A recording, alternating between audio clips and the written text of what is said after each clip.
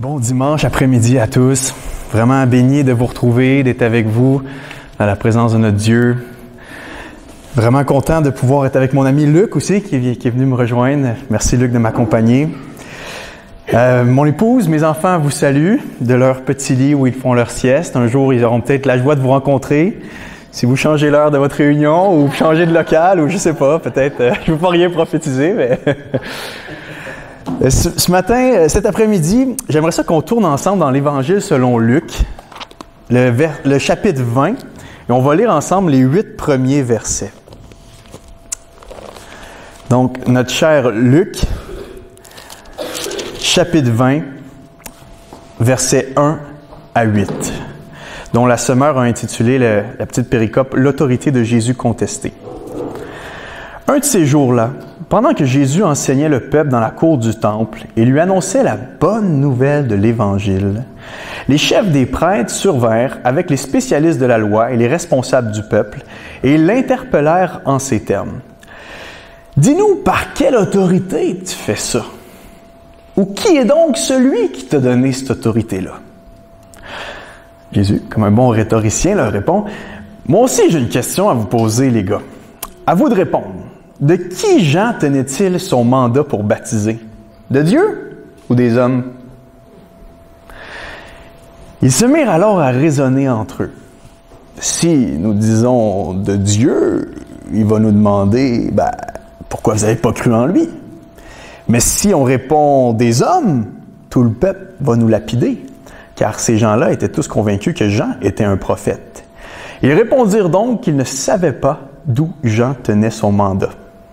« Eh bien, répliqua Jésus, moi non plus, je ne vous dirai pas par quelle autorité j'agis comme je le fais. »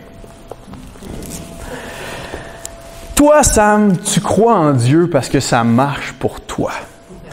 Ça fonctionne. Hein? Les chrétiens sont chrétiens parce que ça leur ajoute une valeur ajoutée sur le plan pratique.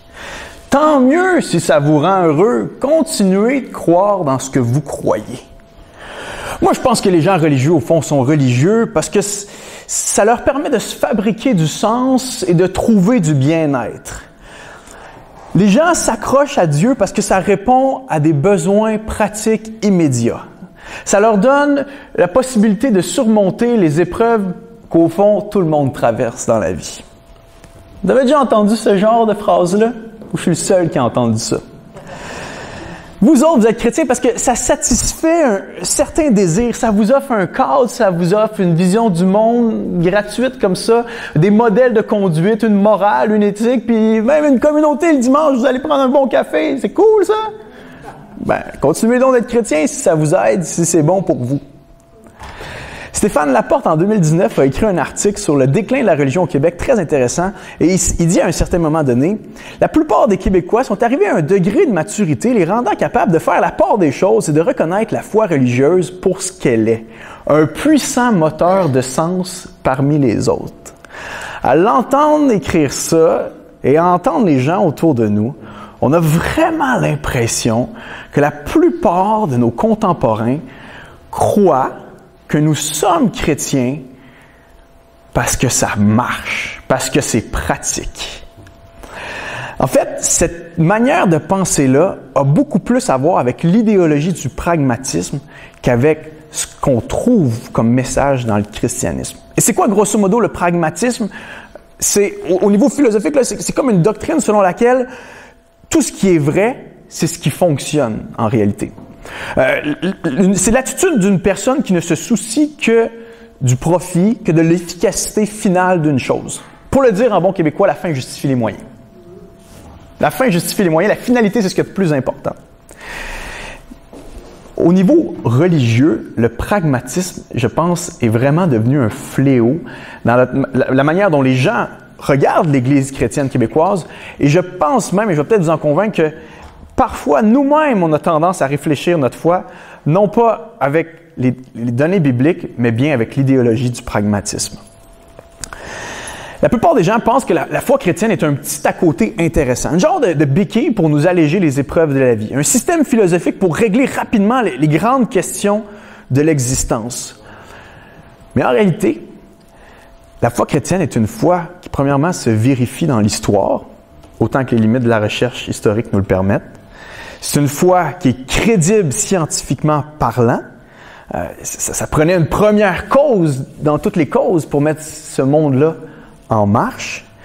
Ça démontre la complexité et la fragilité de l'univers à la fois, démontre qu'il doit y avoir un design intelligent. Et là, je fais juste vous lancer 2 petites preuves de même.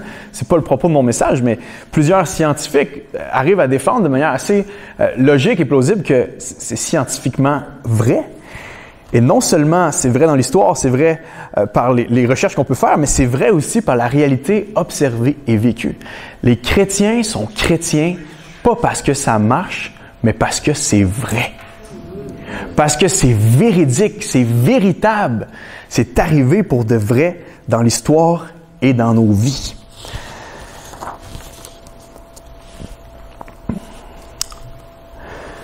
Dans un des grands textes du Nouveau Testament, l'apôtre Paul défend que la base de tout le message chrétien n'est pas un avantage pratique, mais bien l'historicité de la résurrection. Il va dire en 1 Corinthiens 15, « Si le Christ n'est pas ressuscité, nous n'avons rien à proclamer et vous n'avez rien à croire. » Vous n'avez absolument rien à croire. Si Dieu n'a pas vraiment interrompu le cours de l'histoire en envoyant son propre Fils porter les péchés, la laideur, la noirceur de l'humanité sur ses épaules, je ferme ma chaîne. J'arrête de proclamer l'Évangile. Si c'est pas vrai, tout ça, ça n'a aucune valeur. Ce que Paul était en train de dire, si notre foi n'est pas fondée sur la réalité, sur la vérité, elle ne vaut rien. Et les gens pensent qu'on est chrétien. Les gens qui pensent qu'on est chrétien parce que ça marche sont au fond dans une idéologie du pragmatisme. Le pragmatisme, c'est un peu comme si l'individualisme et le relativisme faisaient un bébé. Hein? L'individualisme, c'est quoi? C'est chacun vit pour soi.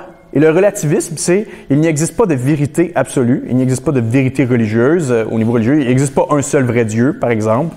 Chacun sa vérité, tout est perspective, tout est subjectif. Donc, quand quelqu'un te dit, écoute, toi, t'es religieux parce que ça fonctionne pour toi, il est en train de dire, pour toi, donc individualisme, tant mieux si ça fonctionne dans ta vie, et relativisme.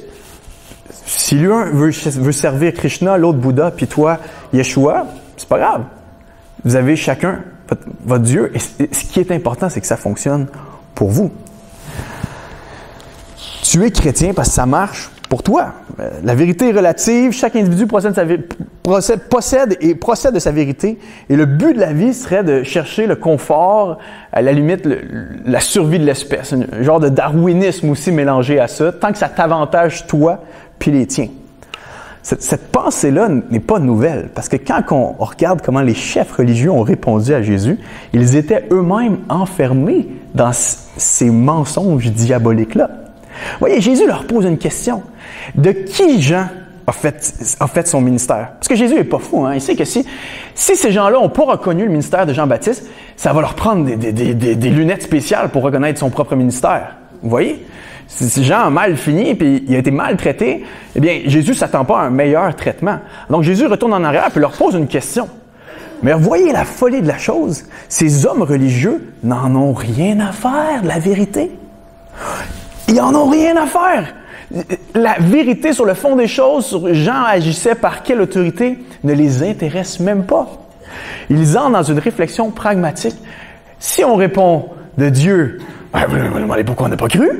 Si on répond des hommes, il va y avoir un tumulte dans le peuple, on va commencer à nous lapider. Mais quelle perversion de la pensée et de l'esprit humain! Ils n'utilisent même pas leur intelligence ou même pas leur langage pour chercher ce qui est vrai. Donc, l'idéologie du pragmatisme ne remonte pas à quelques siècles. Hein. Certains parlent de William James, le fondateur du pragmatisme, et après on a le pragmatisme sociologique. L'important, c'est de devenir un bon citoyen, pragmatisme à l'école. On veut juste créer des bons résultats. Non, c'est vraiment une idéologie qui date, en fait, qui est une aversion de l'être humain pour le concept même de la vérité.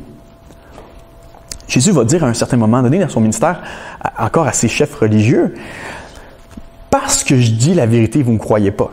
Et c'est intéressant comme tournure de phrase, parce que Jésus ne leur a pas dit vous ne croyez pas à ce que je vous dis. Il l'a dit à certains moments donnés, mais ici, il leur dit pas vous pensez pas que c'est vrai ce que je dis. Jésus leur dit c'est à cause que je vous dis la vérité que vous y croyez pas. C'est précisément parce que mes paroles sont vraies que vous y croyez pas.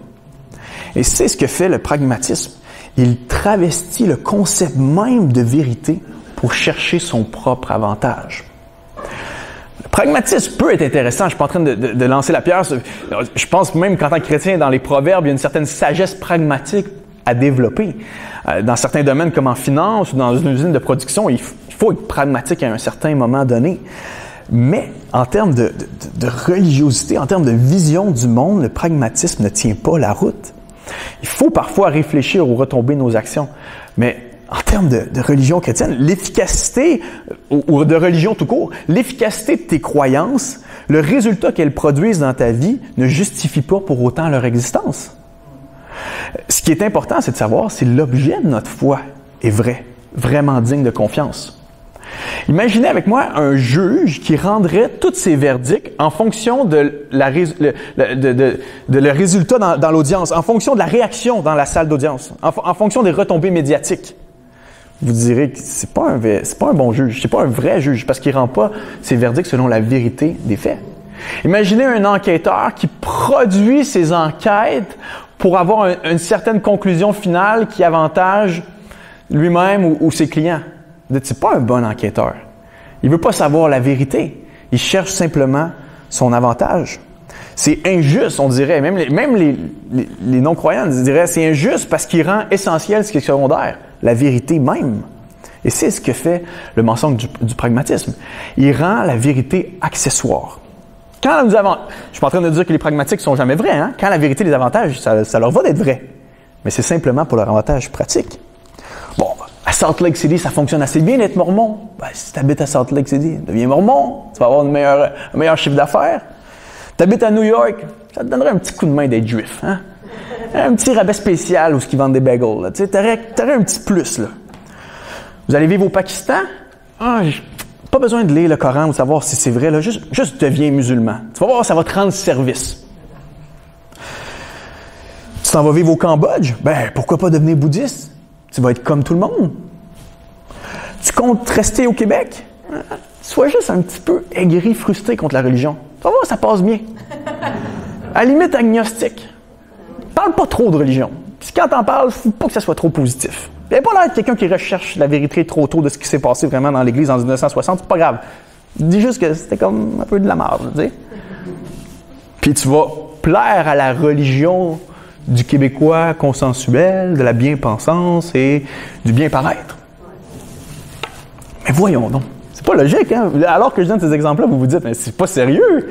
C'est fou comme logique. Telle est la folie du cœur humain. Avoir des visées utilitaires avant de chercher le vrai, le beau et le bon. C'est justement la véracité d'une histoire, d'une proposition, d'un narratif, d'une personne, d'une idée qui devrait nous intéresser d'abord et avant tout. Et c'est ce qui a intéressé les premiers chrétiens. Les premiers chrétiens n'en avaient absolument rien à faire des résultats pratiques de la diffusion de leur message. S'ils étaient animés d'un si grand zèle, d'un si grand courage pour diffuser que leur bon ami Jésus de Nazareth n'était pas juste un être humain comme les autres, qu'il était vraiment le Messie annoncé par toutes ses prophéties, qu'il était le gars qui venait sauver le monde par la porte d'en arrière. Mais si ces hommes-là étaient animés de ce zèle-là, c'est pas parce que ça leur a procuré des avantages pratiques. Au contraire, ça les a pas mal nui d'être chrétiens, hein? Sur le plan social, les apôtres ont été largement, lisez les actes d'apôtres, ont été largement méprisés de leurs co-religionnaires juifs parce qu'ils annonçaient que Jésus était le Messie, le Fils de Dieu. Sans oublier que les apôtres ont prêché à des Juifs qui avaient assassiné leur Messie. Hein? C'est pas cool dans ta réputation de Juif quand tu dis ouais, « j'ai assassiné mon propre Messie, mon propre espoir ». Sur le plan financier, les premiers missionnaires de l'Évangile ont voyagé pauvres dans l'indigence avant et après la mort de Jésus. Sur le plan sexuel, même les historiens vont vous dire on n'y voit aucun avantage possible pour ces hommes-là. Sur le plan politique, l'Empire romain considérait la divinité de Christ comme un affront direct pour l'État et par moments exécutait les chrétiens qui se présentaient pas, qui se prosternaient pas devant l'empereur. Donc, les disciples avaient vraiment aucun bon motif d'inventer un tel message, à moins qu'ils aient perçu que ce message a été vrai et qui a éprouvé l'urgence de le communiquer au reste du monde. Et ça, là, quand tu sais qu'objectivement et subjectivement quelque chose est vrai, tu es prêt à mourir pour ça. Tu es prêt à donner ta vie. Et c'est pourquoi les premiers missionnaires chrétiens, et encore aujourd'hui les missionnaires chrétiens, sont prêts à mourir pour le nom de Jésus, par amour pour la vérité. Puis on va transmettre ce qui était à l'époque pour aujourd'hui. Entre vous et moi, là, être chrétien, au niveau A, au degré là, 1, au degré 0, là, est-ce que vraiment c'est pratique pour vous d'être chrétien? Vous ne pensez pas de la même façon que les gens autour de vous, à la job, à l'école. Vous cherchez, en tout cas, vous êtes supposé chercher la justice même quand ça vous coûte quelque chose. Vous vous êtes probablement fait moquer de vous ou vous vous êtes fait pire que ça. On vous a juste mis de côté. On a agi de manière indifférente à votre égard parce qu'on savait que vous étiez chrétien. Vous avez peut-être même perdu un emploi parce que vous étiez chrétien ou parce que vous refusiez certaines techniques de paye illégales. Ça m'est arrivé à moi, ça m'est arrivé à un ami récemment. Et là, j'ai pas parlé des dilemmes intérieurs, de la lutte intérieure. Vous luttez chaque jour contre le mal et vous ne laissez pas ces désirs qui font la guerre à votre âme prendre le dessus. J'espère que vous suivez à faire ça. Mais c'est pas pratique. Ça serait beaucoup plus pratique peut-être de se laisser aller à toutes vos passions, vos désirs, vos pulsions. Ça serait pratique. Au niveau 0, on cherche à laisser notre ego sur la tablette, c'est pas le fun. On cherche à mourir à nous-mêmes, à aimer les autres plus que nous-mêmes. On est loin d'être politiquement correct. On refuse de surfer sur toutes les vagues idéologiques et populaires. Bref, être chrétien au Québec, là, c'est contre-culturel. C'est pour ça que quand je me rends des fois dans des églises catholiques et il y a quelques personnes devant moi, je me dis, probablement je touche à des vrais chrétiens qui sont là parce que c'est pas populaire pour eux de rester là. Il n'y a plus vraiment d'avantage comme ça l'était peut-être à l'époque. Être chrétien, ça risque de te nuire. Tu vas perdre des amis, tu vas perdre de l'influence. En fait, au Québec, si tu veux que ça marche, ton affaire, là, reste athée, agnostique. Puis, je veux dire, si vraiment tu cherches le profit, tu cherches les résultats, tu cherches l'influence, le succès comme le monde le conçoit, là, peut-être qu'en fait que le christianisme, c'est ta pire option. Parce que si tu as lu l'histoire, là, tu te rappelles comment la vie de Jésus se termine? Là? Même au niveau de la vie de Jésus, je veux dire, au niveau pragmatisme, c'est une histoire horrible.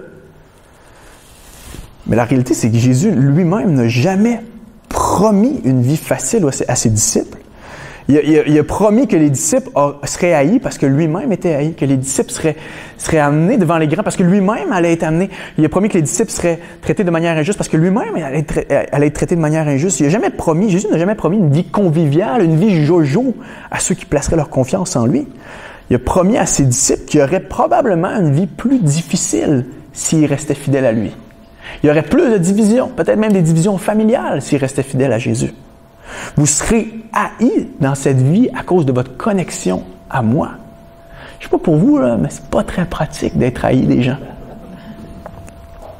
Jésus a fini rejeté des siens, trahi des siens, haï par la foule et crucifié par l'élite religieuse et l'élite politique en place. Au niveau pragmatique, j'ai déjà vu quelque chose d'un petit peu plus réussi.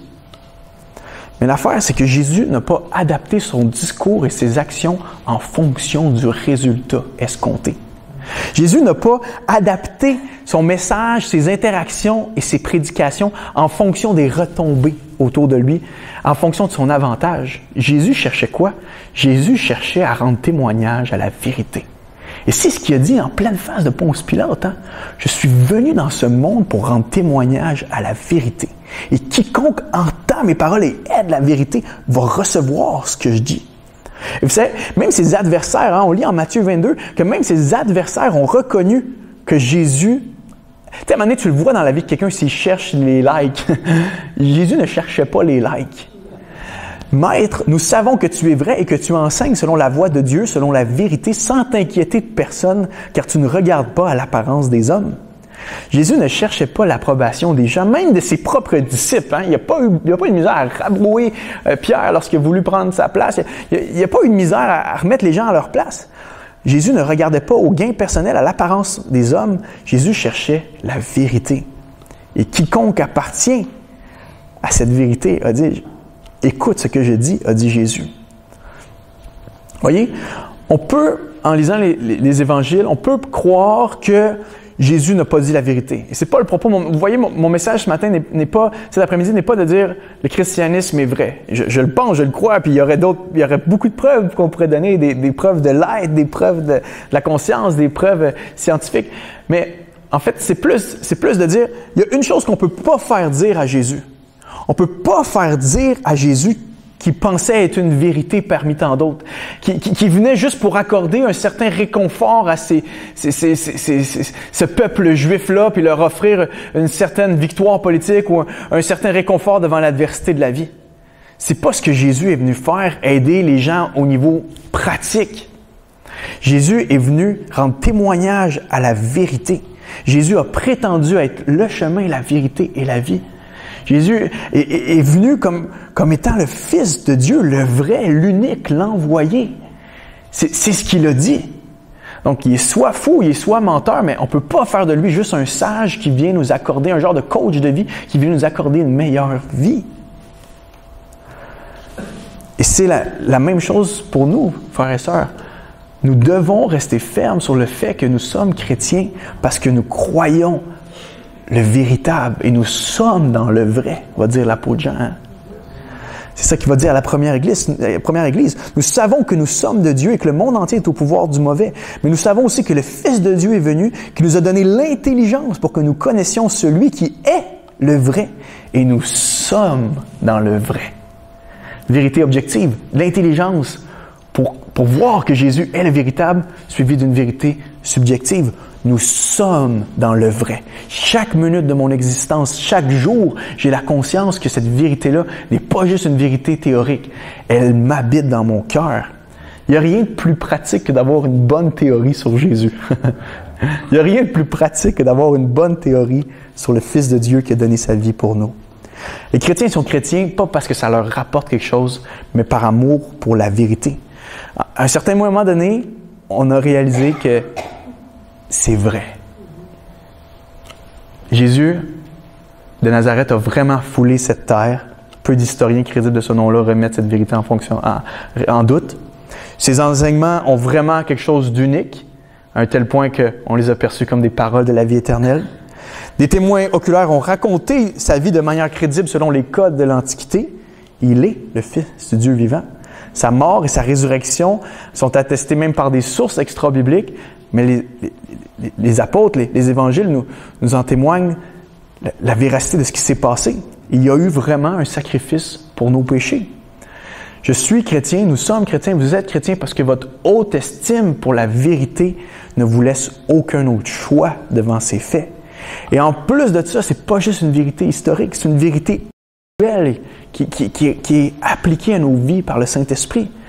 Et même, je veux dire, même les gens qui résistent, et même peut-être c'est toi cet après-midi, même, tu luttes contre cette vérité-là, il y a des choses à l'intérieur de toi qui remontent et tu ne peux même pas expliquer. Comment expliquerais-tu le sentiment de culpabilité?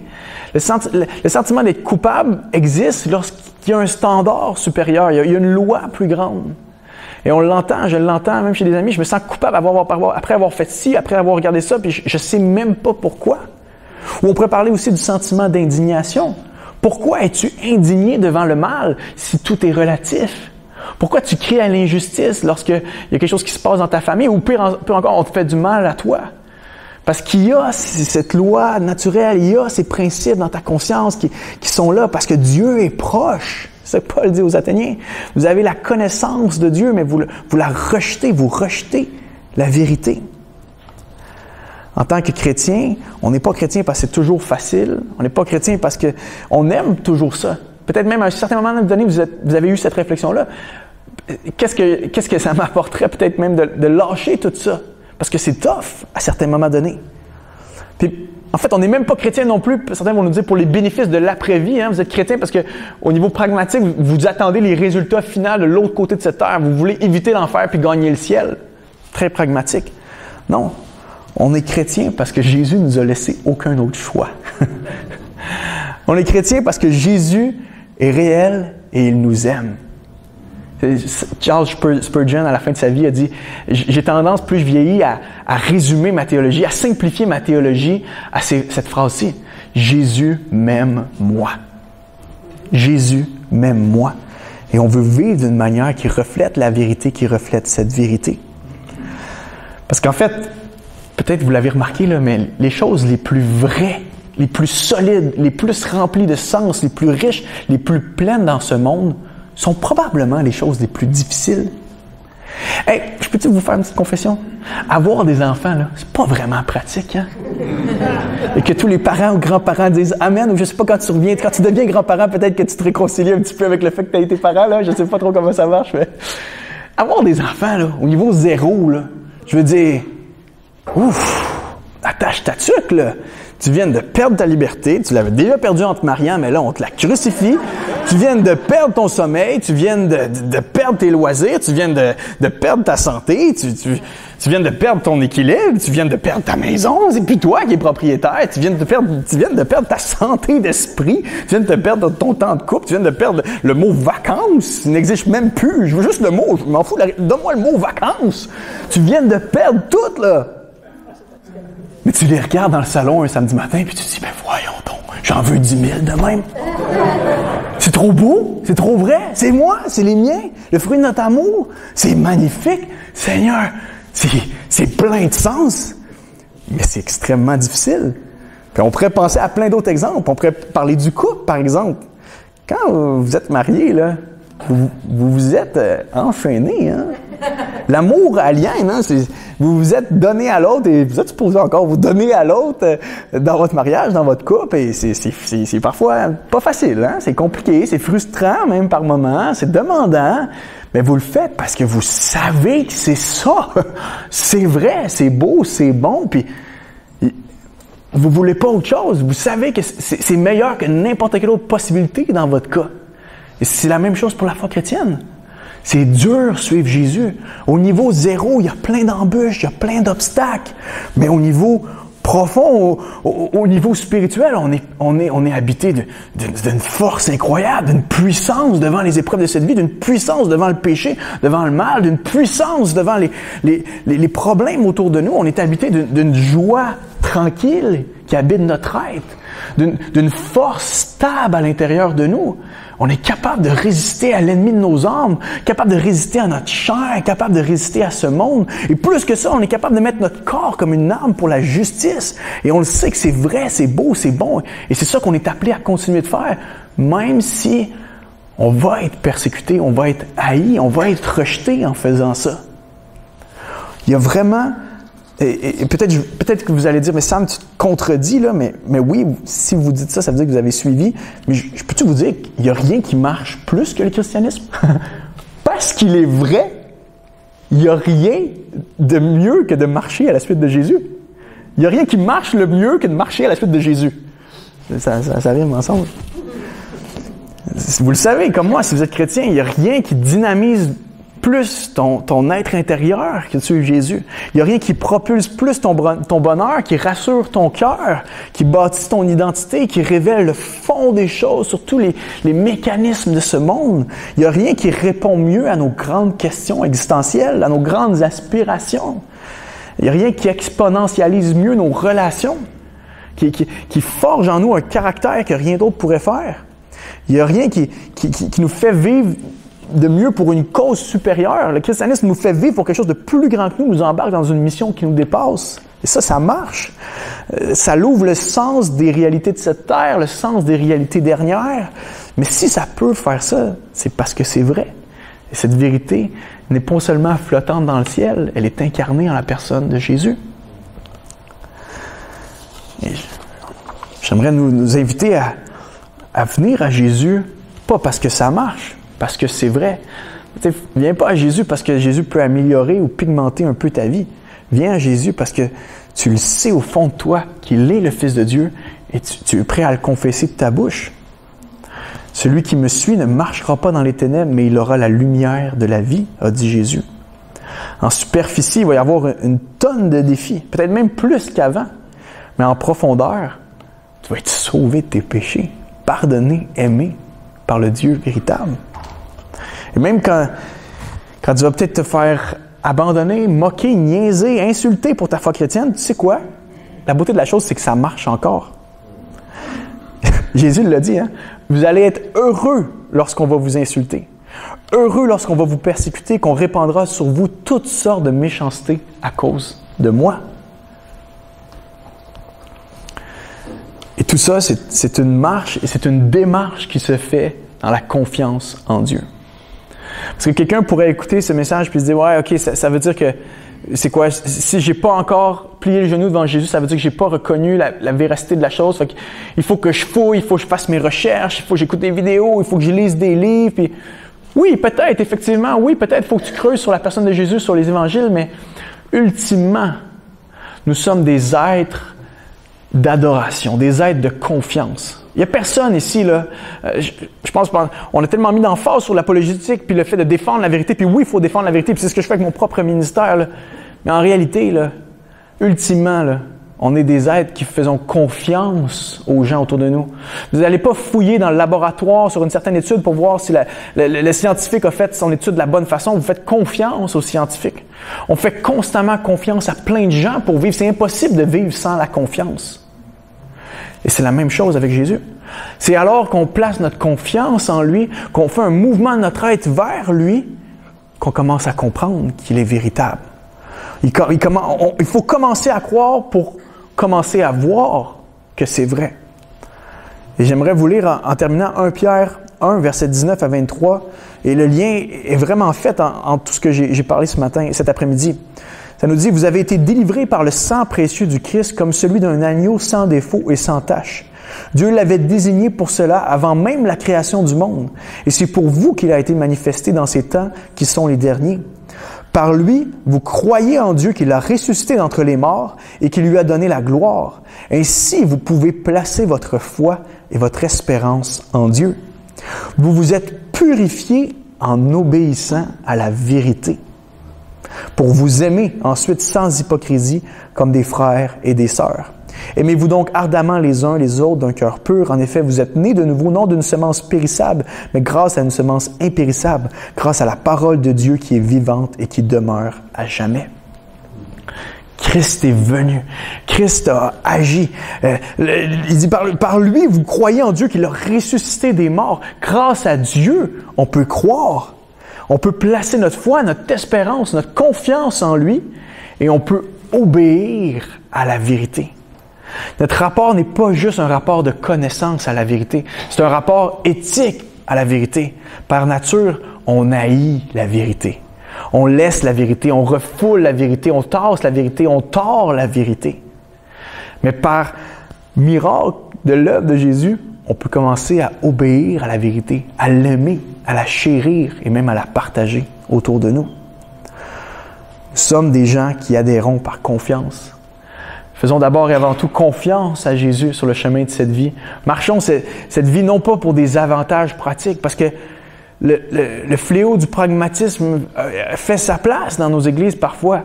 Lorsqu'on est juste en train de faire plein de choses pour avoir des résultats, pour avoir des finalités.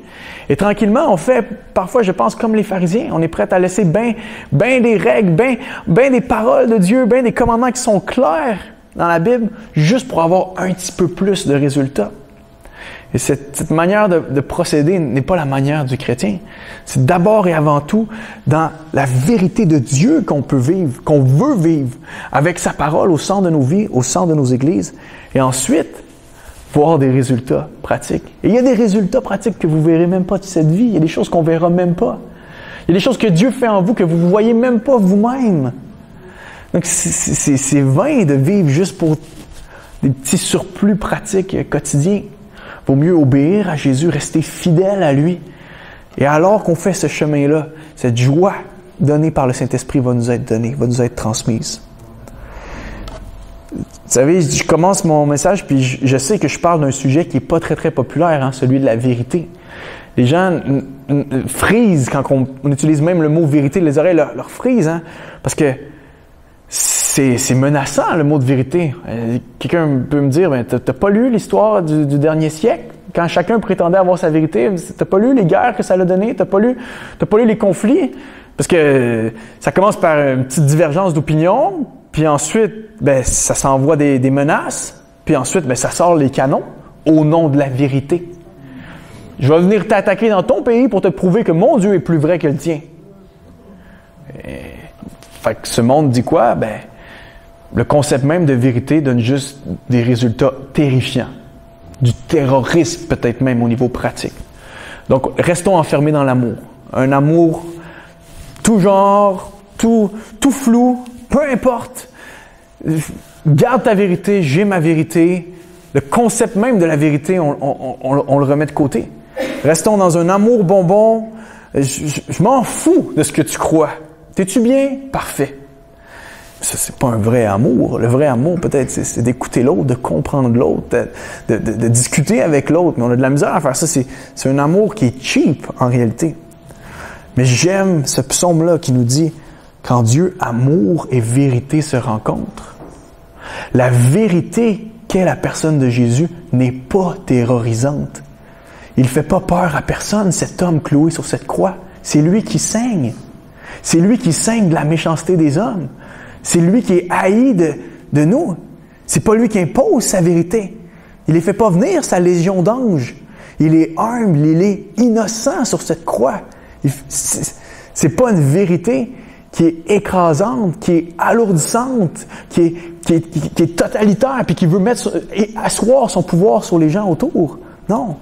C'est une vérité qui est pleine d'amour, qui se donne, qui se sacrifie.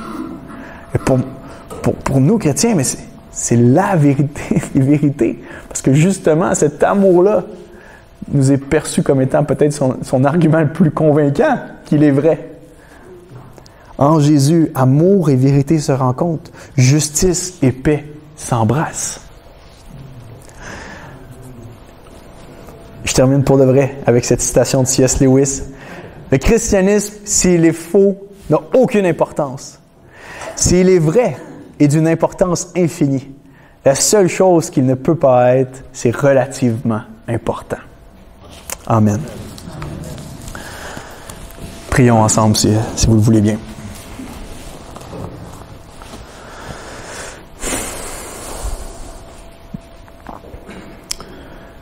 Père éternel, quelle grâce de se tenir en famille, Seigneur, devant toi. Toi, le roi des rois. Toi qui viens, Seigneur, de la gloire, même toi qui étais dans ce ciel parfait, ce ciel d'amour, cette trinité d'amour, Seigneur, et qui est descendu vers nous, humblement. Qui est descendu, Seigneur, non pas pour nous forcer, Seigneur, ou nous imposer cette vérité, mais pour nous attirer à toi sur cette croix. Alors, Seigneur, que nos esprits sont disposés, sont ouverts, je te prie que tu puisses venir faire grandir à l'intérieur de nous cette vérité que tu nous aimes, que tu es mort pour nos péchés, ressuscité pour nous le prouver, Seigneur, monté au ciel pour intercéder afin qu'on puisse encore mieux vivre, propager cette nouvelle jusqu'à ton retour, Seigneur Dieu. Seigneur, crée en nous un plus grand amour pour la vérité, un plus grand amour pour la justice, pour ce qui est bon, pour ce qui est honnête, ce qui est digne d'être mentionné, ce qui est digne d'être louangé, Seigneur. Et parallèlement, je te prie de créer en nous, Seigneur, une haine pour le mensonge, Seigneur. Alors qu'on sait qu'on n'appartient plus au père du mensonge, je te prie qu'on puisse développer ces radars-là devant les mensonges, les idéologies de ce monde qui veulent nous enfermer, nous piéger à l'intérieur de leur faux raisonnement, Seigneur. Que nous ne soyons pas comme ces pharisiens qui cherchent simplement un avantage pratique, mais plutôt le peuple de la vérité, qui t'aime et qui aime le vrai, Seigneur Dieu. Fais-nous vivre dans le vrai. Fais-nous voir et aimer le vrai, Seigneur Dieu. Merci, Seigneur, pour ton amour pour nous, un amour qui est véritable et qui se confirme par ton Esprit Saint dans nos cœurs et dans nos vies, Seigneur. Je te prie de faire ces choses en nous, pour ta gloire. Amen. Amen.